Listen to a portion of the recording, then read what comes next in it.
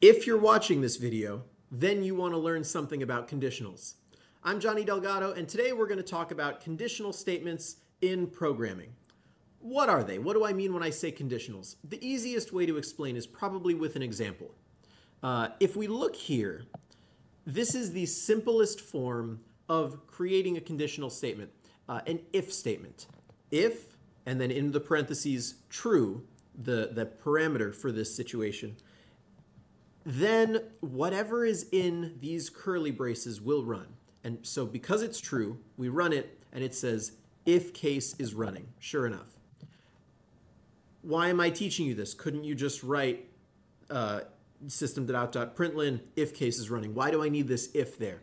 Well, if I change it to false, if I change the parameter to false, then nothing runs. Now, I've just created code for you that doesn't run. Why on earth is this useless? Why on earth is this useful? You might be thinking.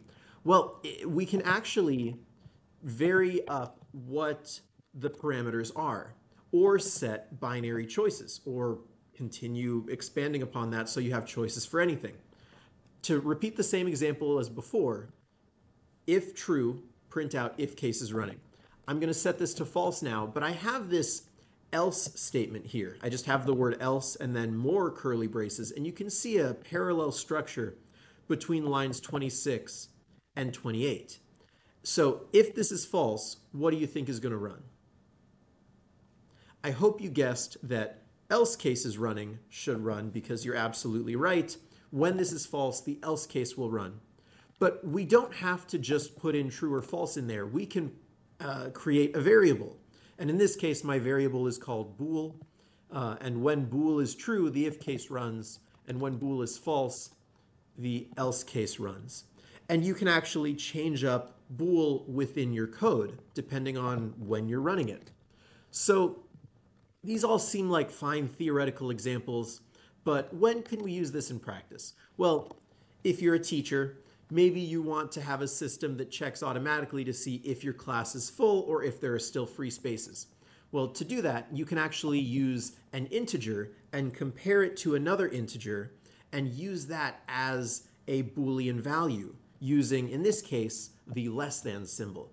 So right now, number of students is 13, and I say if number of students is less than 20 and 13 is less than 20, print out class still has free space. And sure enough, it does. But let's say I change this value to exactly 20, and we run it, and it says the class is full. Fantastic. Well, what happens if I up the number to 30? And I'm sure plenty of you have taught overloaded classes. It still says the class is full, but I don't like this code well enough, but I seem to only be able to get binary choices, either one thing or another, with this method. Well, I'd like to introduce to you the else if statement. This allows us to expand our options with multiple nested if and else if statements. So here I say, if number of students is less than 20, same thing as before, class still has space. But now I say, if the number of students equals 20, and I write that out with the double equal sign, then say class is full. But I've added this final else condition. So this is the situation when it's not less than 20 and it's not equal to 20. And right now we're giving it 30, and we run it, and it says class has too many students. And I'm sure all of us can relate to that. So this is well and good. What about using something other than just basic if-else statements? Well, I'd like to introduce to you while loops, which you might need going forward. You can use while loops to check for a conditional statement as well. In this case, this while loop, line 53 all the way down to 87, is going to run repeatedly forever as long as my integer, bottles of beer, is greater than 0. And you might realize what I'm doing. I've created code to print out the 99 bottles of beer on the wall song and repeatedly decrement the integer that represents bottles of beer all the way down to 0. And once it hits 0, because 0 is not greater than 0, then the while loop ends. So let's go ahead and try to run it so I can prove to you that that's what I've done. And all of these different cases are just for singular versus plural. When you hit 1, you need to say bottle of beer instead of bottles.